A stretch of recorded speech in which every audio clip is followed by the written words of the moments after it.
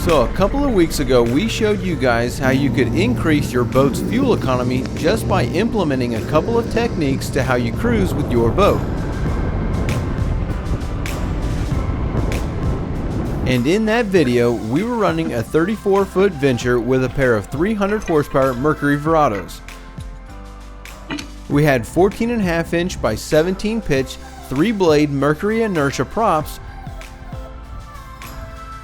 giving us a cruising speed in the low 30s, burning only 10 to 11 gallons per hour per engine, which for a boat that weighs roughly 12,000 pounds, I would say that is a pretty good fuel burn rate. Now, it just so happened that we have a set of Mercury 350s that we would like to try out and see how this boat performs with an extra 100 horsepower on the back. I think that you will be pretty surprised at what the outcome was when we swapped out the 300s for the 350s. Now mind you that we have done this on many boats and repowers, and it's ironic how much of a difference it makes on different applications and setups. Before going into those different applications and outcomes from different boats though, let's show you what the outcome was for the 34 Venture when we swapped these engines over.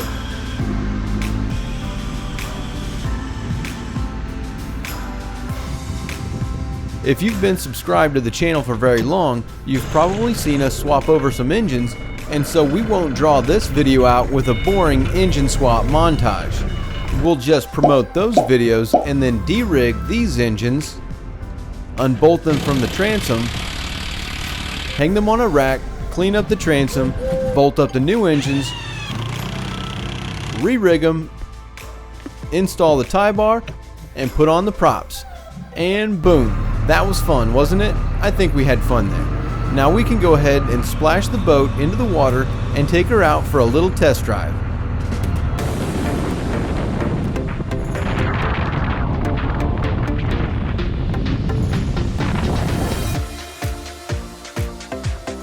I will note that we did not change out the props for this test and that these 350s have about 600 more hours on them compared to the 300s. But with those same 3-blade inertias at wide open throttle, we're turning 62 to 6,300 RPMs and are now cruising at only 48 miles per hour, which is basically only 1 or 2 miles an hour faster than the 300s.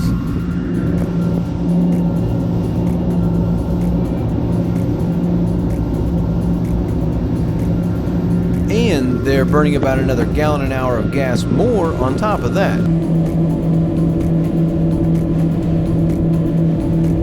If we really wanted to, and if we had the props, we could probably change the 14.5s by 17s out for a set of say 14 inch or 14.25 by 21s or 23s, and that would push the boat up into the 50s.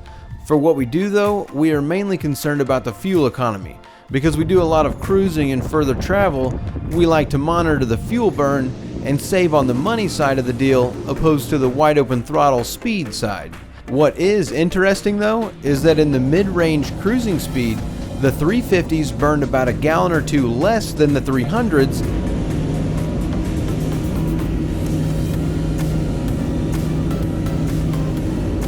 but down in the lower range in the 30s, it actually burned about the same, if not a little bit more.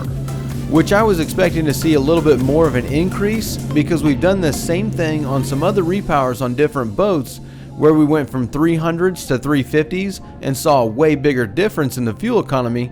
It really has a lot to do with the weight factor though. Obviously a lot is in the propping, and for the Venture we should be running a different set of props, but the inertias are just what we have. Take the 38-foot Fountain Sportfish that the 300s came off of. This boat is 4 feet longer and only weighs 11,000 pounds compared to the 12,000 pounds of the Venture. When we swapped the 300s out for the 350s, we added 150 horsepower, but the fuel economy increased by 20 to 30%, which is phenomenal when it comes to cruising around. But we're talking about 1,000 pounds lighter and having an extra 350 horsepower.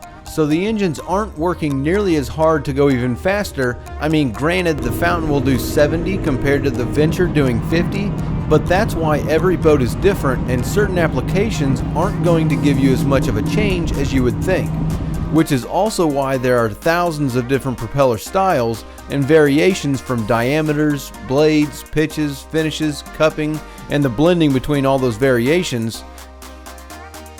In the end for us, we're going to actually put the 300s back on instead of sticking with the 350s, mainly because the 300s have about a third less hours than the 350s do, and there just wasn't enough of a difference to justify the cost. Now we might end up doing this again if we come across a set of 400s or 450s though, so don't forget to hit that subscribe button, check out some of our other videos, and we'll see you next week.